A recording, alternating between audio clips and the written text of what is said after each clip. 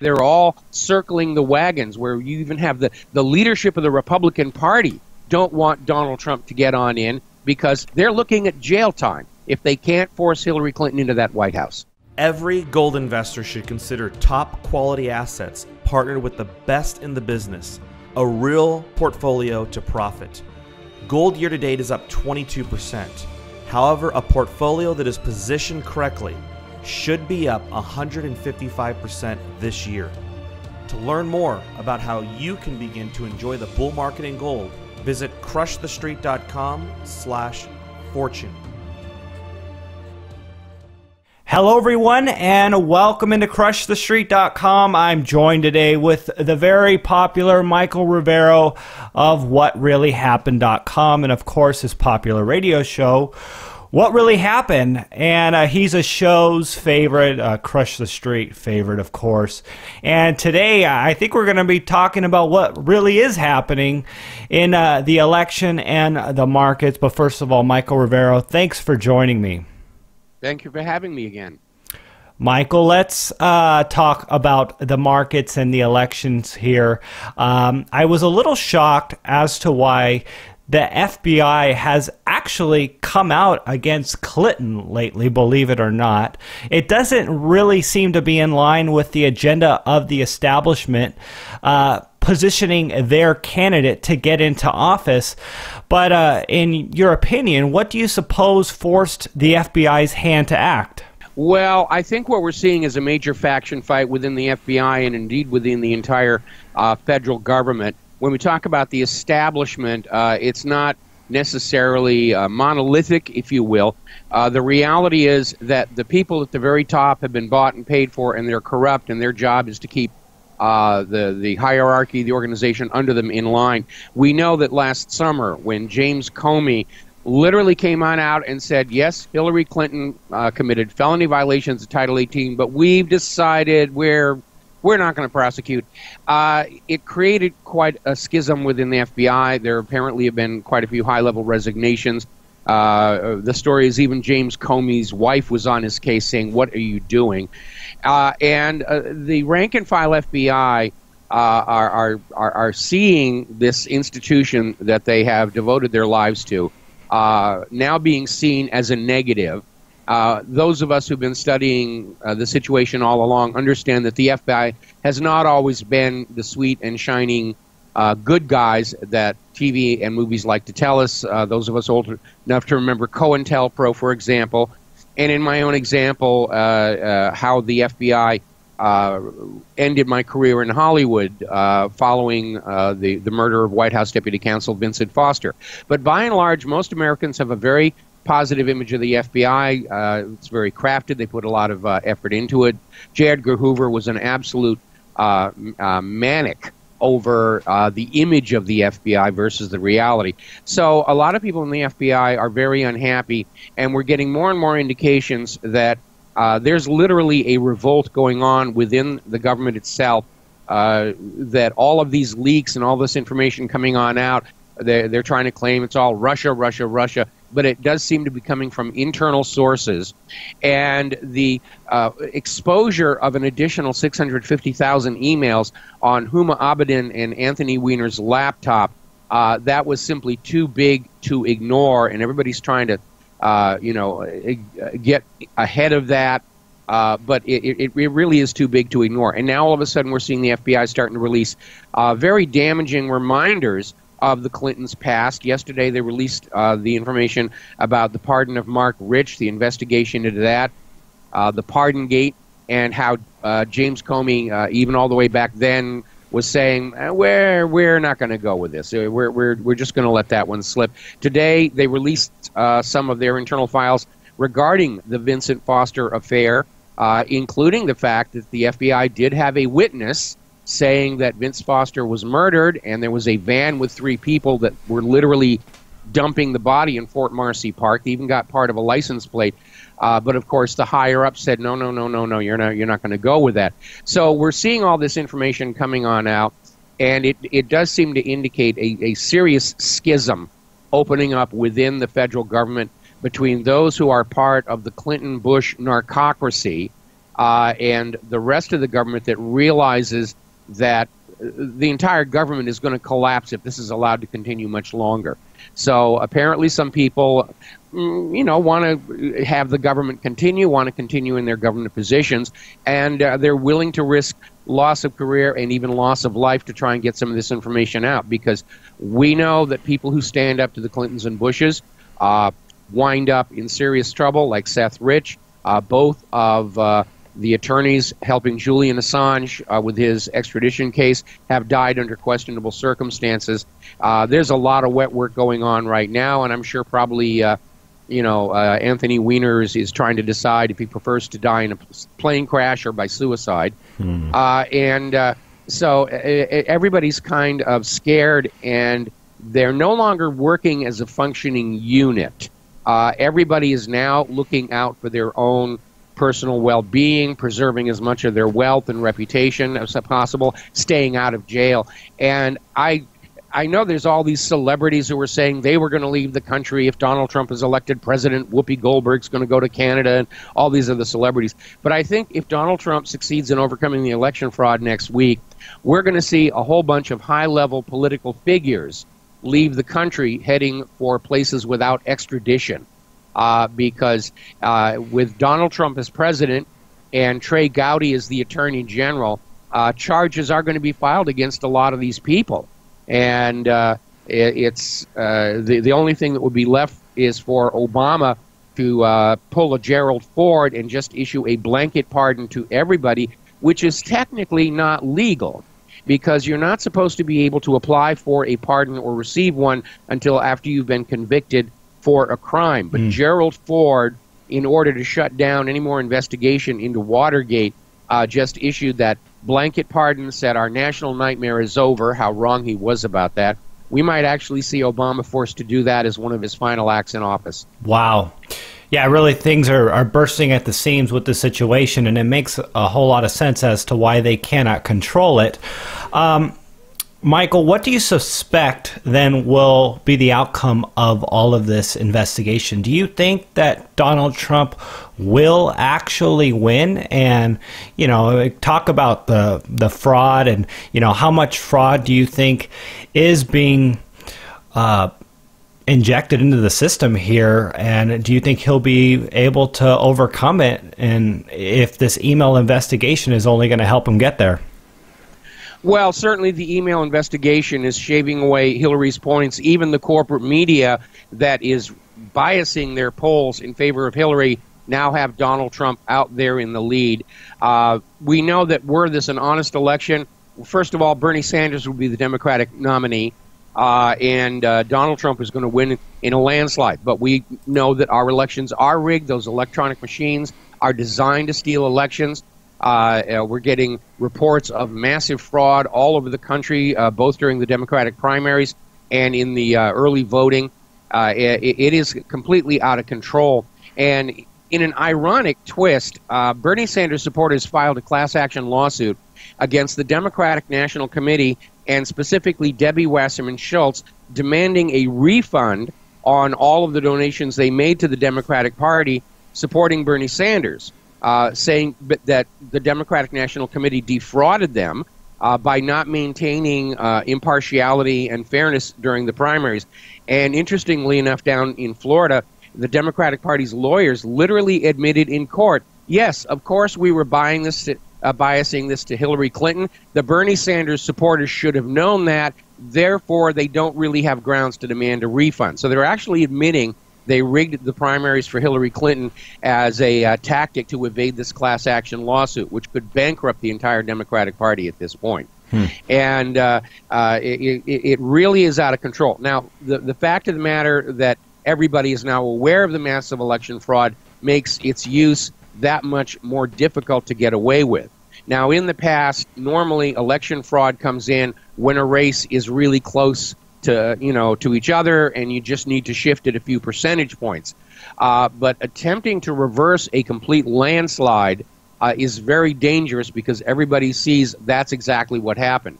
Now, one of the things that's going to be happening next Tuesday on Election Day is all of the people voting for Donald Trump are going to be wearing red.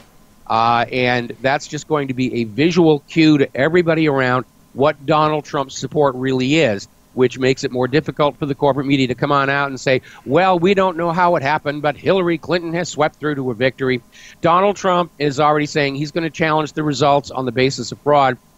Interestingly enough, now that Donald Trump is pulling ahead in the polls, it's the Hillary Clinton campaign that's saying, oh, this election's going to be rigged. The polls are being rigged. Donald Trump is cheating me out of my well-deserved, and the Russians are trying to rig the election by showing the world how we're rigging the election, and therefore it's not fair. Wow. Yeah, no, I did see that. You know what? I wanted to talk to you about this. I wouldn't be surprised to see some major event take place to derail attention from the scandal in between now and the election. Now we're getting really close to the election.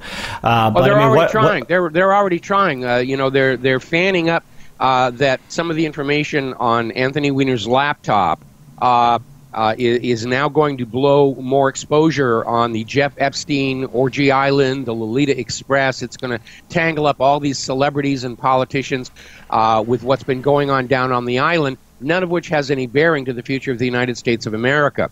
But this is basically a replay of the stained blue dress. Now, professional propagandists call this a limited hangout, which is where you admit to a lesser crime to conceal a greater crime. And back when Bill Clinton and Hillary were trying to dodge Whitewater, Ken Starr, who was in on this whole narcocracy going back to Ronald Reagan and his Attorney General, William French Smith, just concocted this whole tawdry sex scandal for the media and America to look at, so that we weren't paying attention to the real scandal behind Whitewater, which was CIA-sanctioned gun running and drug smuggling into the United States of America to pay for it all, being sold to our children primarily in the black neighborhoods. That had to be kept from the American people, so they dangled the blue dress and Oval Office sex and everything to distract us. And they're getting ready to do the same thing with the Jeff Epstein Island. It's all over the web, and I'm trying to shout out the warning. Don't fall for it. Don't get distracted by this, because the real meat of the scandal is that there was classified information on that laptop. It shouldn't have been there in the first place. There are so many emails on this laptop, it may well include the 33,000, apparently whom Abedin was trying to keep a file for her own protection. In fact, the directory on the laptop where all this stuff was stored was labeled life insurance, which, if you know about the history of the Clintons, you understand why people close to them take such steps. But they're going to try and throw the sex scandal out there in the next few days and get everybody looking at that. Again, we've seen this all before, and we need to stay focused. Whatever happened on Jeff Epstein's island and on his airplane and all the rest of it, it doesn't affect our lives directly. But Hillary funding and supporting ISIS does, because our kids died in some of these wars. The duplicity that was coming on out, the possibility that Hillary may have actually been selling U.S. secrets to foreign governments, using her weak email server to deliver, and her so-called charitable foundation to collect and launder the money. What we're hearing from an anonymous leak inside the FBI itself is the Clinton Foundation is a giant slush fund, tax avoidance scheme, money laundering, and all of the major players in Washington, D.C. are involved with it, which is why they're all circling the wagons, where you even have the leadership of the Republican Party don't want Donald Trump to get on in, because they're looking at jail time if they can't force Hillary Clinton into that White House. Wow. Michael, and talking about the distraction, we have all these women coming out against Donald Trump out of nowhere, like a few days before the campaign, and you got to wonder where these people are coming from, considering a billionaire supposedly touched them. I mean, the logic of them not going to their attorney's office the following day to settle for millions of dollars is just beyond me. And for them to come out right before the election is just, again, that was, I think, hopeful, the Hillary Clinton election campaign's last hope, that they would bury him with all these people coming out. But I mean, any thoughts from your end on this? Well, we know from the Project Veritas videotapes that the Hillary Clinton campaign was literally paying people to go to Donald Trump rallies and commit acts of violence or get up and make racist statements in order to damage his brand. Obviously, if they're willing to do that, they're willing to pay women to come forward and make these allegations against Donald Trump. One of the women apparently was in serious financial trouble, and all of a sudden her financial troubles have mysteriously vanished. In at least 3 of the cases, the stories have been completely discredited as not possibly being able to happen the way they've been described. But yeah, it's a smear job, it's a hatchet job, and the American people are realizing it. And Hillary is still trying to play the political game with the methods that worked back for Richard Nixon, which is really where she learned most of this stuff. Because remember, her first paid job in Washington, D.C. was on the Watergate Committee. Now, she got fired for ethics violations, but before that, she had a close-up look at all of the dirty tricks being used by CREEP, the Committee to Re-elect the President, for Richard Nixon to steal his second term in office. And what's really ironic is we're shaping up here for Nixon version 2.0, because if Hillary is able to steal the election next week, just like Richard Nixon, she's going to go into office with active investigations all around. She's going to be spending half of her time fending off the investigators and defending herself legally. The other half of the time, she's going to be looting the country to pay back all of her Wall Street backers who've given her all this money. And she's going to have no time left over to actually think about what's good for the nation and the American people as a whole, even if she was inclined to do so. Donald Trump, on the other hand, he's got his own money. He can't be bought. He can't be bribed. And he's not under any kind of investigation except for a ginned-up rape case that's already been thrown out of court twice before. And that's, again, part of the smear job. So Donald Trump is going to be focused going into the White House. He's going to be thinking about keeping his agenda, making America great again, bringing back the manufacturing, bringing back the agriculture. We don't need a replay of Nixon's second term in office and an eventual resignation. And that's what we're going to get if Hillary steals the election next week. And why do you suppose Donald Trump, and this is something that's hanging over his head, why do you suppose he's not releasing his tax returns? Is there a deeper reason other than that, what he's been saying, that he's under an audit? You know, I have to be very honest. I'm not sure about that. And I have to be very honest, I almost don't really care. Right. Because if you look at the tax code right now in this country, there are so many Americans under some kind of tax problem one way or the other. And a lot of people don't want that to get on out. But the reason Hillary Clinton went after Donald Trump's tax returns was to counter Donald Trump's suggestion that maybe it was time for the Clinton Foundation to open up their books. Because the reality is outside auditors, including a Wall Street forensic economist, have gone in and looked at the publicly available documents on the Clinton Foundation, and they're seeing vast sums of money go in and very little come out for actual charity. The Clinton Foundation collected billions for relief in Haiti, but we've had the president of the Haitian Senate get on up and say the Clintons did almost nothing down in Haiti. They built a few houses for the news photographers to take pictures of to say, see, we're doing something wonderful. And they actually tried to bribe him to stay silent about the fact that the Clintons were just using Haiti as another fundraising come-on, but the money was really going someplace else. In a lot of ways, what we're seeing in the United States today is a replay of what happened during Prohibition, when those criminals who were willing to traffic in the illicit substances, in this case alcohol, were literally made enough money to buy and bribe their way to the highest levels of the U.S. government. This was basically where the Kennedy clan got so much of their money. Today, of course, it's not alcohol, it's cocaine and heroin. And we know the CIA has been tangled up with drug smuggling going all the way back to Vietnam. And it was actually made legal for them under Reagan by William French Smith, which is where the CIA got its license to smuggle. And everywhere they go, they take over the drug trade, whether it's cocaine from Central America, opium coming in from Afghanistan, and there's a lot of opium coming in from Afghanistan ever since the U.S. reinvaded that place. And you need to remember, prior to the U.S. invasion, the Taliban had all but eradicated opium production inside Afghanistan. And then the U.S. invades, and the poppies are blooming. We have photos of U.S. and coalition troops guarding and protecting the opium poppy fields and actually handling these sacks of raw opium. And the U.S. Is refusing to do anything about the opium trade in Afghanistan, saying, well, these farmers have to do something for money, and this is what it is. Really? What were they doing for a living when the Taliban had banned opium? I'm sure they had some kind of a job. There's a lot of hungry people in Afghanistan. They could be growing food crops. What we have is a narcocracy ruled by drug criminals, and it's hardly unique to the United States. It's hardly original with the United States. Actually several years ago now, the people of Colombia actually put their president on trial for drug crimes, and unfortunately he was exonerated, but at least the Colombian people had the courage to try. Michael, just final question here. What are your thoughts in regards to Trump actually winning in the markets? Do you suppose that the markets are going to see a Brexit-type effect where stocks are going to fall, precious metals are going to rise, as a Trump win would defy popular thought that Hillary Clinton was going to be the president, and that the markets were potentially pricing that in already?